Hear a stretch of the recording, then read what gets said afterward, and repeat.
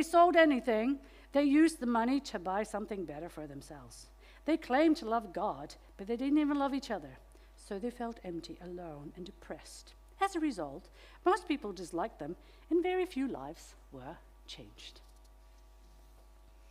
Now, I'm just messing with you here. However, you know, the picture of the real X is there. That picture is somewhere there. But if we're honest, we have a little bit of that in us, and we're going there. And so we are growing. The word for this year for this church, and I'll explain a little bit more in the next couple of weeks, is grow. We want to grow. We want to mature.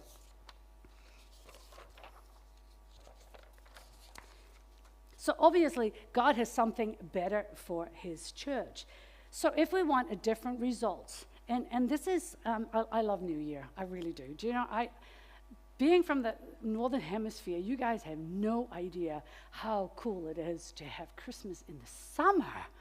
I just love it. I love the fact that we have a break and then we start afresh in January. We're all fresh. You all look fresh. You don't realize it, but you just have a fresh look on you. You're just so fresh. You look, you know, a little less rimples. Is that English? Wrinkles. I'm just like, what is the English word for rimples? Wrinkles. Everybody say a rimple? There you go. You learned a Dutch word. So you look fresh, and there's something about the freshness of the new year.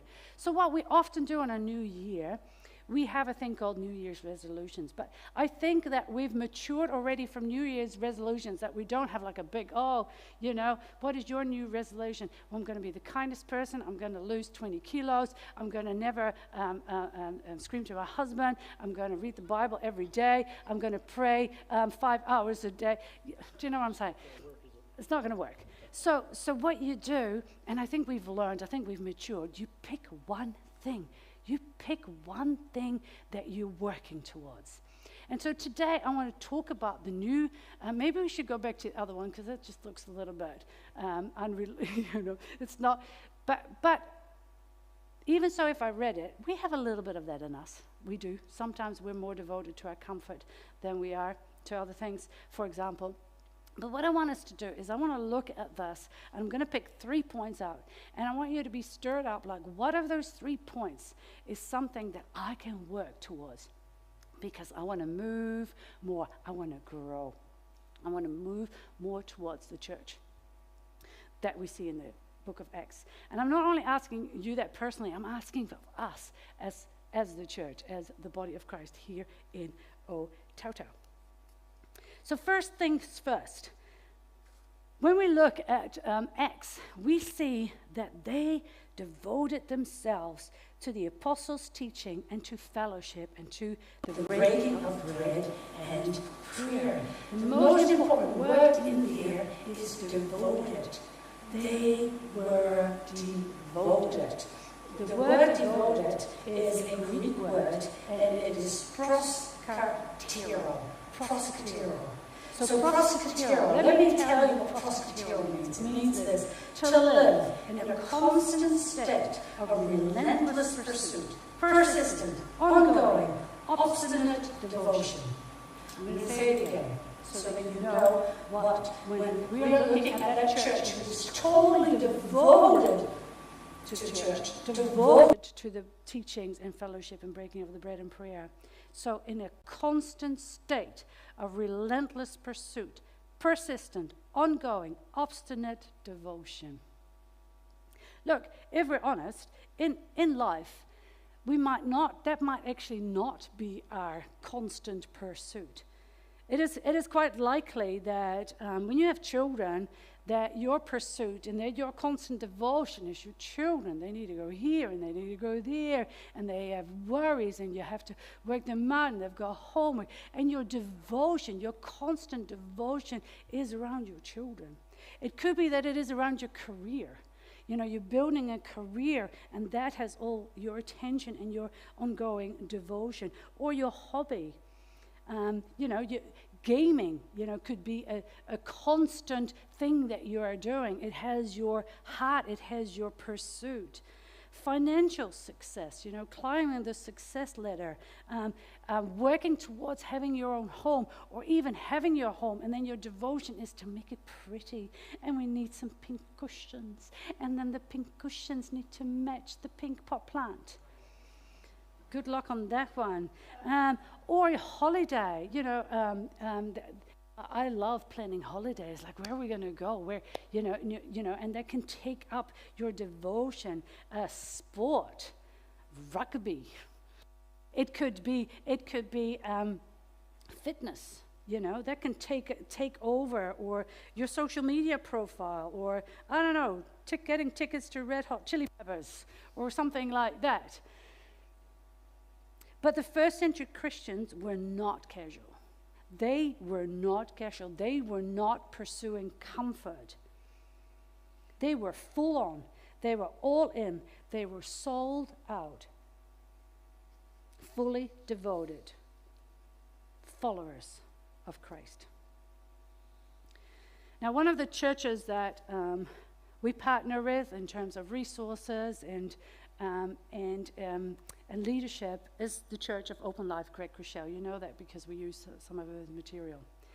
Now, he shared a story a couple of weeks ago about a man in his church who became a fully devoted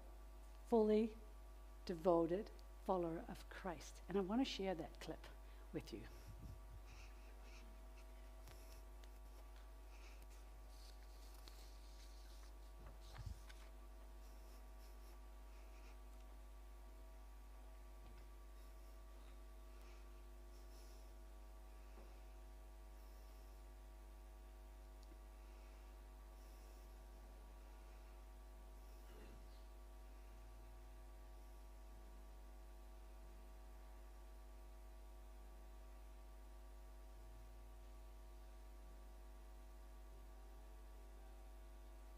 Clip 1.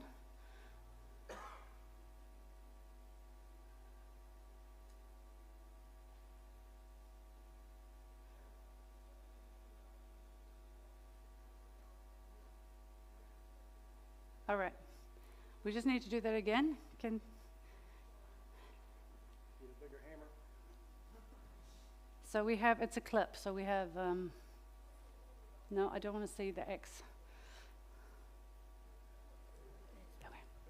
Start again.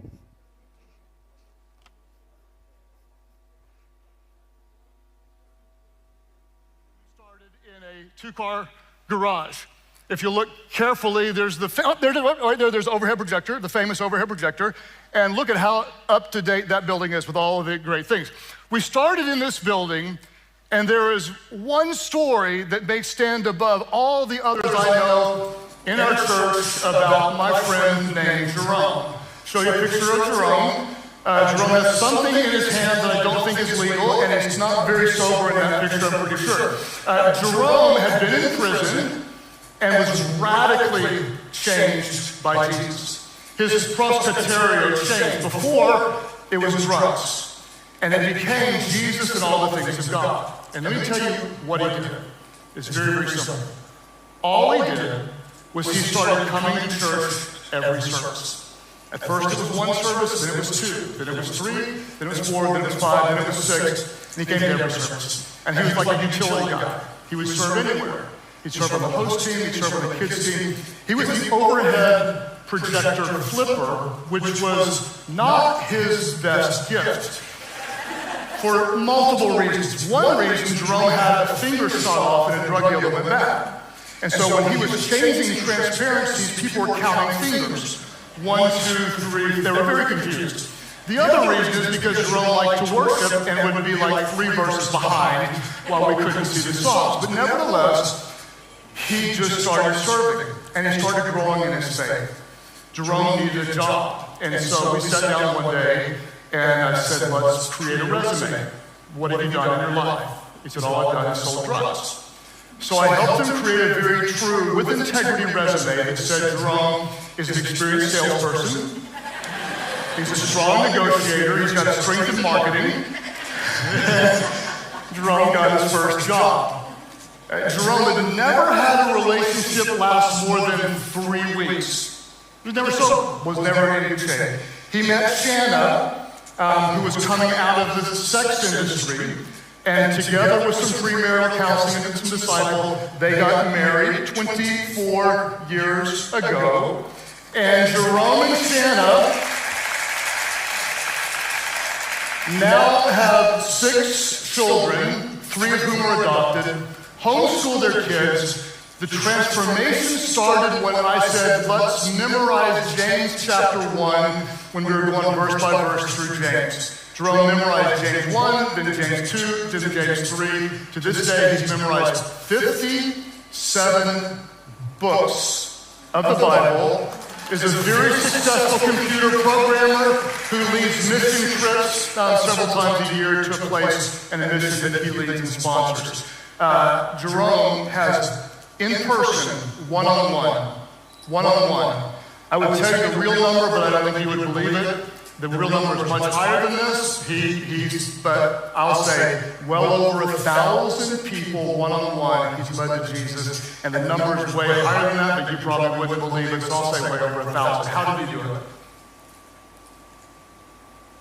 He stopped focusing on himself and the things of this world, and he devoted his life to Jesus. Do you hear that? He just stopped thinking of himself, and he devoted his life to Jesus. So what do we want to, looking at the church that we want to be and want to grow, we want to be a church that is devoted to Jesus, that is devoted to the teaching of Jesus. So we want to be a deeply devoted church. The second thing that we learn from this passage in Acts is that it talks about generosity. It talks about that they sold all the possessions and they shared everything they had, and there was no need. Nobody had a need. If you can go back to that, we appreciate that. There was no need. And so what do we want to be? We want to be a deeply devoted church, but we also want to be a super generous church. And if I look back at when we came to church here 25, 6, 7 years ago, it was a church of generosity. Generosity was a value. Now, it might not have been a very generous in money, it might not have had a lot of money, but the generosity was in terms of love and care. We would come in and we would be embraced in love, and we would be embraced in care. People cared. There was generosity of food. There were potlucks nearly every Sunday. Potluck. Because potluck was a way of showing and caring, and potluck was a way of being generous in care, but also in discipleship. And so as we came to church, just like Jerome, who changed one thing, and then another thing, and then another thing, and then another thing, we learned, and I'm talking about myself now, we're so grateful for it, but we learned about generosity. And so we learned about first fruit. We learned about tithing. We learned about giving. And I remember even in our days that at some stage we realized as a very, very small congregation, it probably was only 12 of us, Pastor Jim, and we realized how much Pastor Jim and Pastor Linda had given to the church, how little wages they had, and we just thought, how can they survive? And we felt on our heart as a church family to be generous, and we bought them a car. We bought them a car. And remember that. And what was that? That was generosity. And it grew and it grew. And then there was a time that I was part of the treasury, and I realized we couldn't pay our bills. And it was, how is that possible? Because we are a generous people. How come we cannot pay the bills? And I remember writing a letter to everybody. And it was just because it wasn't that people didn't want to be generous. We weren't intentional. We forgot. We would go on a holiday and then we'd bring a tithe and later on. And from that moment when we just explained that, the generosity financially kept coming in. We now have a building that is 3/4 debt-free. We're not debt-free yet, but 3/4 of this building is totally paid for. The generosity mindset lives in this place. We have over carving, we've supplied meals for the community. We said, come every Tuesday, come, and people would come in. And what does it cost? It costs nothing. And people would say, but no, this is for you. We value you, and we want to bring this to the community. When there was COVID, I don't know how many meals, 300-400. No, we did Over 500 meals that we cooked and brought to the community. On the second wave of COVID, we've got care packages, that we would bring to people who were sick with COVID, and it was also a big value, maybe $20, but it is saying we care. It is a generosity mindset. So all these little things, just like Jerome, that's why I wanted you to see that story of Jerome, how he totally changed and became from a follower of drugs to a follower of Jesus. And you fast forward 27 years and look at what happened to Jerome year in, year out. Change, add a little, another focus, another thing. I remember, and I've shared this, that Abe and I, in the beginning, isn't it, Abe? We went to the church in Holland, and they asked one day for a 2% tithe. Now, tithe is 10%, so they were like, oh, could it be 2? And you know what Abe and I said? 2%? They can get 2 cents. And, but I'm telling you, that's where we started. And we are now. Generosity is so part of our lives that it is one of the 4 values of Worldwide Farms. You cannot be part of Worldwide Farms if you do not have a generosity mindset. That is part of who we are. It is part of who we are as a church. We do wood drives, all these things. And do you know what? And I shared this too before, but it's just such a good example. What happens when you have a generosity mindset? What happens? It just falls on other people. So one day at the cafe, I just wanted to bless somebody in this church who's had a rough time. So I went to the cafe and I said, look, I'm paying for this person. So when this person comes in for breakfast, can you just say it's all paid for? And they said, oh, you mean like I pay it forward? I said, yeah, I pay it forward. The next day, I get all these exciting text messages, and they said, we've gotten on. We're doing a pay it forward. I was like, what are you talking about? And you know it if you've been to the cafe. There's all these sticky notes. As people come in, they pay it forward. They say, I'll pay for my coffee. Actually, I'll pay for somebody else's coffee. So then we do a sticky on, and it says paid for. Just grab yours, grab. So people can come and grab a sticky and say, here's my coffee. And what is that? It just creates generosity. And that's the kind of church in the first century it was. There was no need. There was no government who was handing out stuff. They were looking after the people themselves. Look what happened in Auckland. Who were the first responders in terms of need? And I'm not talking about in terms of saving lives, but in terms of need, it's the people around you, isn't it? It's the people around you. They were, and I think that's ingrained in us because it's ingrained in us to help one another. Because if I help you, and there's a time that you will help me. 2 are better than 1. If one falls, another can pick up again. When Pastor Greg Crushell, when he started his church 27 years ago, he realized that on the first Sunday, so they're in a garage, they have no money, they have nothing, they borrow a few chairs, there's just nothing, there's no office, there's no instruments, there's no church phone. And so they're about to do the first offering, but he saw this homeless man come into the church. And he said, I don't know what happened. All of a sudden, out of my mouth came this. And he said, we are doing an offering. If you can give.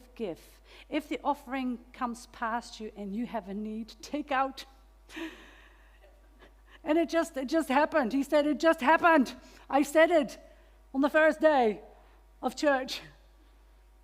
And so the homeless man took out. And then he thought, wow, that's the kind of church I want. That's the kind of church I want to build here. A church where the needs of the people are being met by the church daily. So, and you know what? You can't outgive God, by the way. You cannot outgive him. Try it. I dare you. You cannot outgive God. So we are the church. So what do? We will lead the way with super or stupendous generosity. So number one, we want to be a deeply devoted church. Number two, we want to be a super generous church. But then we also want to be bold in our sharing the love of Jesus Christ. Because if we look at the book of Acts, what we see is that daily people got added. Daily people got added. What would it look like if every day people got added to this church? 7 people every week. How much is 7 times 52? 365. Duh.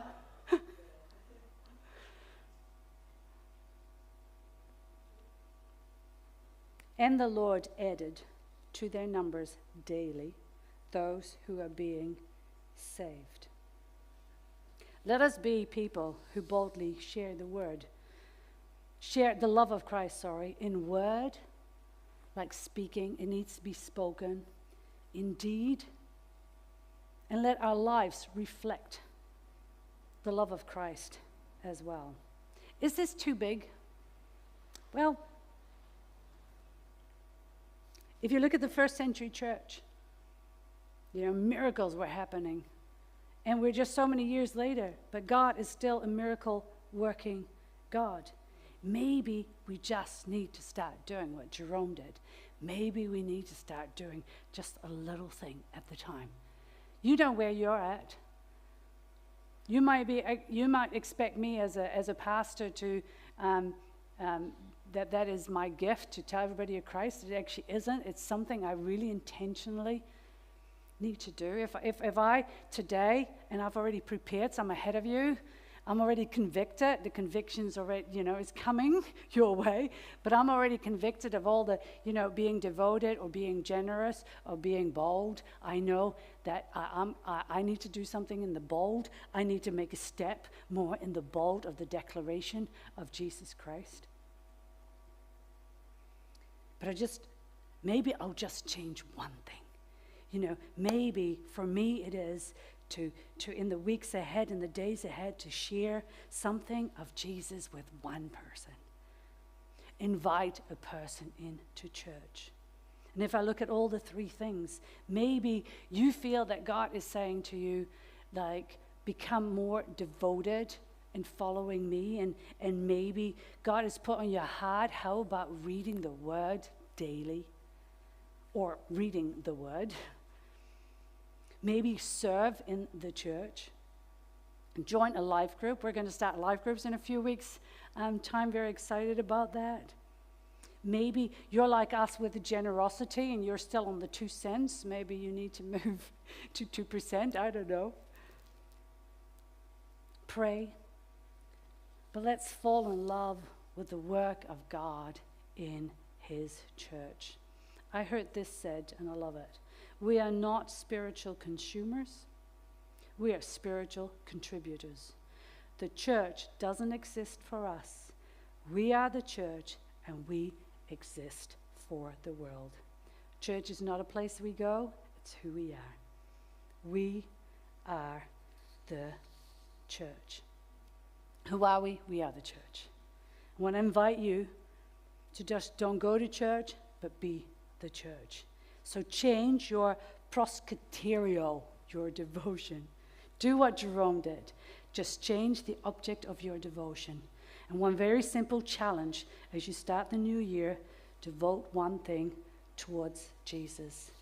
What might your thing be? And that is a question I'm going to leave you with today. And how I want to leave this question with you is, I want you to ponder on it. We're going to listen to a song. I had a clip, but the clip is not working, so it's Brooke Litherwood, whatever she looks to wood. Brooke Fraser is singing about a resurrender. It's about the church. And ask yourself, what is it? Think about the things that you're devoted to, and are any of those things hindrances to your devotion to God? What would your life look like if you focused more on Him? Or what can you do to grow your devotion more to Him? What of those three things is God speaking to you today? And that how I want to finish it is this. It's the first time here, and I love communion. So let's have communion. So as we're listening to the song, and as you're pondering and give your time in your devotion to Him, we're going to come past with the emblems, the juice and the bread as a representation of His body broken and His blood flowed over us. And I'm going to connect us while we do that, and we'll take communion together, and I'm going to let you go. So if we can have the song, and if I can have some helpers.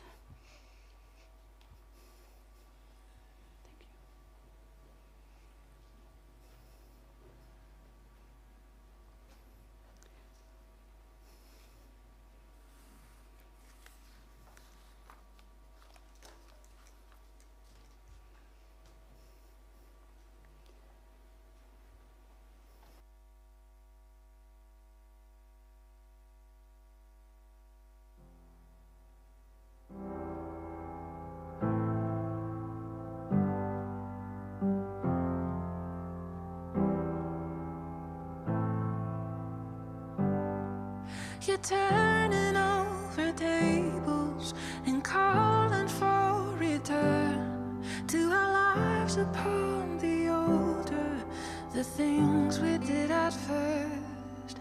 You're clearing out the temple, you're clearing